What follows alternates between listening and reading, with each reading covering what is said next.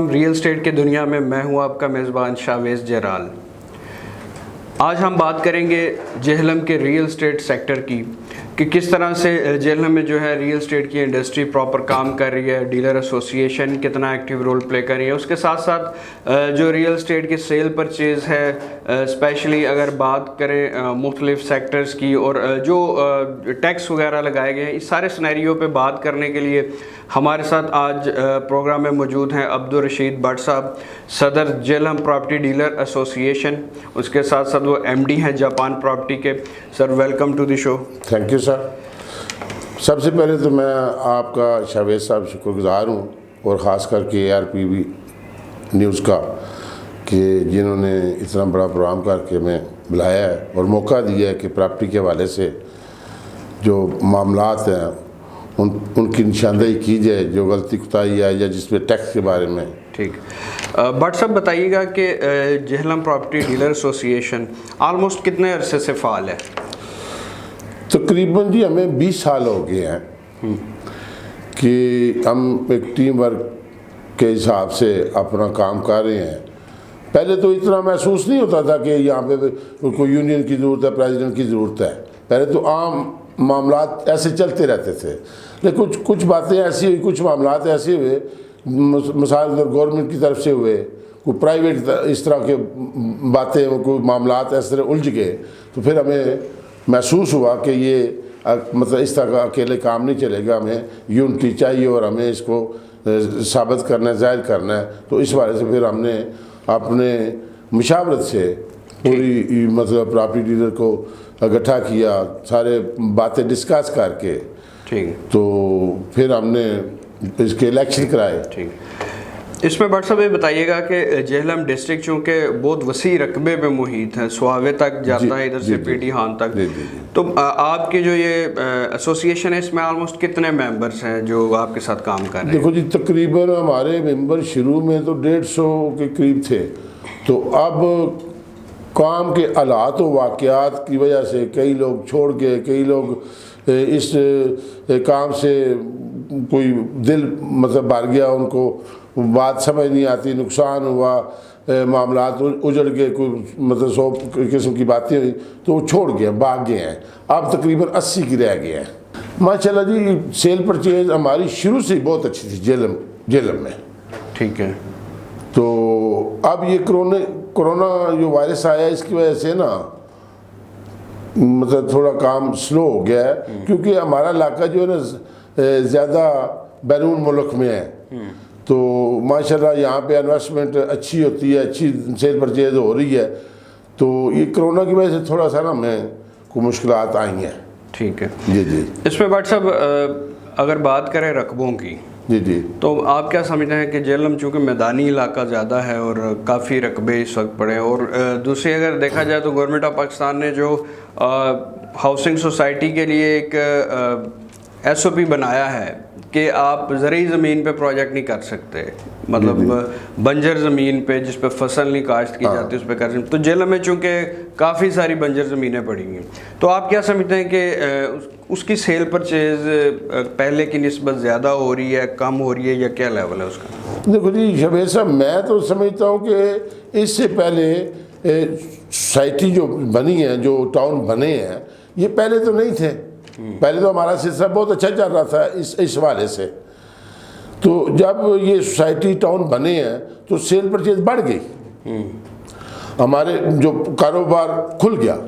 पहले तो देखो ना खाली मकान और प्लाट था ना, अब वो सोसाइटी इतने थे बड़े रकबे, तो इससे तो बेहतर हुआ है, मतलब अभी सेल परचेज हमारी अच्छी हुई है। ठीक है। तो रह गई जिस तरह बंजर की बात करते हैं आप, देखो हम हर दौर में गवर्नमेंट का हमने एहतराम किया, हर कानून की हमने मतलब एहतराम किया और उसके साथ चले हैं हमेशा। ठीक है। और जो गवर्नमेंट जिस तरह चाहेगी हमें मतलब एतमाद में लेते हैं, हम उनके साथ मीटिंगें करते रहते हैं, अक्सर होती है हमारी DCO के साथ, AC के साथ, तहसीलदार के साथ, अक्सर बेशतर हमारी मीटिंग होती रहती है। ठीक हो गया। इसमें जिस तरह आपने बात की कानून के हवाले से, जी जी, तो प्रोफेशनल टैक्स जो लगाया गया है प्रॉपर्टी डीलर्स पे, जी जी, सुनने में आ रहा है कि उसमें काफ़ी इजाफा किया जा रहा है या कर दिया गया है, तो आपके इस हवाले से क्या एनालिसिस है कि इजाफा कर दिया गया और आया ये ठीक है या इसमें कोई रद्दोबदल होना चाहिए? देखो जी, मैं समझता हूँ कि जिस तरह 5,000 पहले था हमारा, काफ़ी अरसे से 5,000 चला आ रहा था, तो इसमें पिछले साल इन्होंने एकदम हमें ना 10,000 बढ़ा दिया। पिछले साल जो है मेरा ख्याल है 2018-19 की बात है।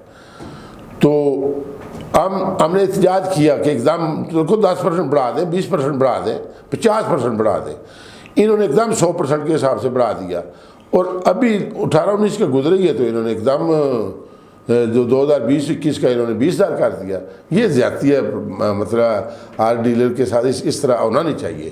तो कम से कम हमारे साथ मुशावरत करते, बैठ के बात होती, तो हम तो इस तरह बेबस है कि अगर पंजाब असम्बली ने ये ईटीओ से अभी मीटिंग हुई, रिसेंटली परसों मीटिंग हुई है, तो उनको हमने एहतजाज किया है। उन्होंने कहा जी हम बेबस हैं, जो कानून पंजाब असम्बली ने बनाया है वो उस हिसाब से हमने चलना है। ये कारपोरेशन बन गई है, तो एक मैं बात उन्होंने हमारे साथ रियायत की कि चलो अब 20,000 है तो मैं किस्त कर देता हूँ 10,000 की जमा, लेकिन करानी तो हमने खुद दिया ना जी 20,000, तो जायज़ जाती है। इसमें आप क्या समझते हैं कि अगर बजाय कि हर डीलर पे ये टैक्स ऐड करने के, इसकी कोई इनकम के साथ इसको लिंक कर दिया जाता तो ज़्यादा बेहतर था? देखो जी, उसमें भी मैं समझता हूँ अगर इनकम को कोई, देखो ना हमारा माशरा ऐसा है, मुल्क ऐसा है, कोई बंदा सच बोलने के लिए तो तैयार है ही नहीं है। डॉक्यूमेंटेड इकानमी तो है नहीं हमारी। जी जी जी। तो हम तो देखो ना जिस तरह मतलब गवर्नमेंट है, तो अगर कानून उन्होंने पास किया है तो कम से कम हमारे MP MNA उनको चाहिए था कि उसकी नुमाइंदगी करते, उसके साथ एहतजाज करते, लेकिन क्या कर सकते हैं हम। बेसिकली तो जिस तरह से आप बता रहे हैं कि जब ये कानून पास किया गया तो डीलर एसोसिएशन के साथ मुशावरत कर ली जाती गवर्नमेंट की तरफ से, जो मुतलका MPA या MNA है, तो वो ज़्यादा बेहतर होता और उसमें अच्छा रिस्पांस मिलता, और बल्कि गवर्नमेंट को भी इसमें ज़्यादा फैसिलिटी होती है डीलर्स की तरफ से। बिल्कुल। लास्ट पे अगर हम बात करें रेंट आउट की या किराए के हवाले से, तो अक्सर लोगों को ये होता है कि अगर उन्हें कोई मकान चाहिए या कोई बिल्डिंग चाहिए किराए के लिए, तो आप क्या समझते हैं कि जेहलम में घरों के लिए कौन सा ऐसा इलाका है कि जिधर ईज़िली रिहाइश मिल सकती है? देखो जी, ये जो रेंट का काम है ना, देखने में बड़ा आसान है, लेकिन है ये बड़ा मुश्किल। इसमें हर प्रॉपर्टी डीलर रेंट का काम नहीं करता। लेकिन मेरी ज़ात है, मेरी ज़ाती सोच है कि अगर हम सिर्फ पैसों के लिए काम नहीं करते, पैसों के लिए हमने नहीं बैठे हुए, हम तो लोग इंसान हैं, उसकी मुश्किल आसान करने के लिए भी हमारा जज्बा है ना, कि अगर देखो किसी को प्रॉब्लम है, कोई मसला है, तो उसको मकान मिल जाए तो क्या रह जाए।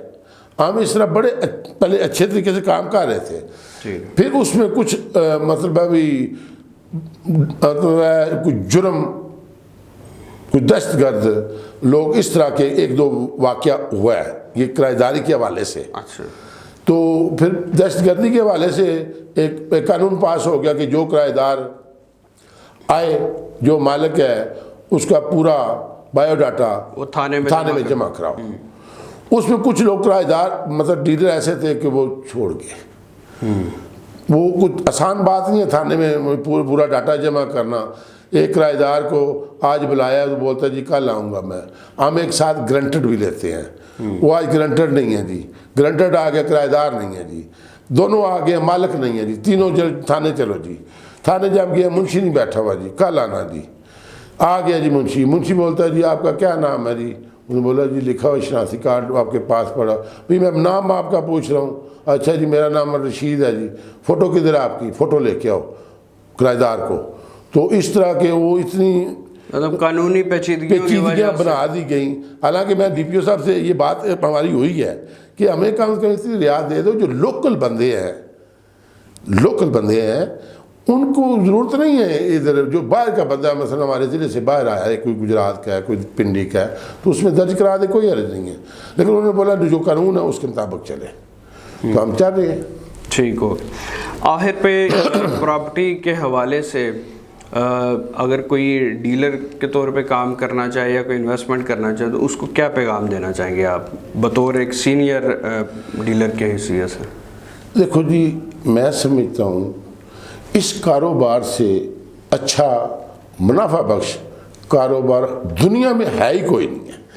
ये सबसे अच्छा और मुनाफा बख्श कारोबार है, लेकिन इसमें मेरी मतलब एक ही इल्तिजा है ख़रीदने वाले से भी और बेचने वाले से भी, इन्वेस्टर से भी, कि इस काम को ना ईमानदारी से किया जाए, और इससे अच्छा काम कोई नहीं है और करना चाहिए। इसमें मज़ीद गवर्नमेंट को फ़ायदे होंगे, आम पब्लिक को फ़ायदा होगा, हमारा शहर खूबसूरत होगा। ठीक जी। सामीन नाज़रीन, ये थे अब्दुल रशीद भट्ट साहब, सदर property dealer association Jhelum, MD Japan properties. उन्होंने बड़ा डिटेल में बताया कि किस तरह से प्रॉपर्टी डीलर एसोसिएशन जेहलम जो है वो अपना बड़ा एक्टिव रोल प्ले कर रही है, और उसके साथ साथ रेंटल प्रॉपर्टी के हवाले से भी उन्होंने जो कानूनी पेचीदगियाँ उस हवाले से भी बताया कि किस तरह से डीलर्स को जो कानूनी पेचीदगियों का सामना करना पड़ता है, उसमें कितनी हर्डल्स आती हैं। उसके साथ साथ उन्होंने ओवरऑल पैगाम देते हुए कहा कि आपको अगर रियल स्टेट का कारोबार करना है या उसमें इन्वेस्टमेंट करनी है, तो आपको सेफ़ एंड सिक्योर रह के इस काम को जो है करना चाहिए। और डीलर्स जो ख़ास तौर पे जो इस फील्ड से वाबस्ता हैं, उनको कानूनी लिहाज से चीज़ों को वैल्यू दे के उसको SOPs को फॉलो करके जो है वो इस बिज़नेस को आगे लेके चलना चाहिए, ताकि कल को उनके लिए भी और उनके इन्वेस्टर के लिए भी प्रॉब्लम ना बने। इंशाल्लाह अपने अगले प्रोग्राम के साथ दोबारा हाजिर होंगे। देखना और सुनना मत भूलिएगा रियल स्टेट की दुनिया विद ARP न्यूज़।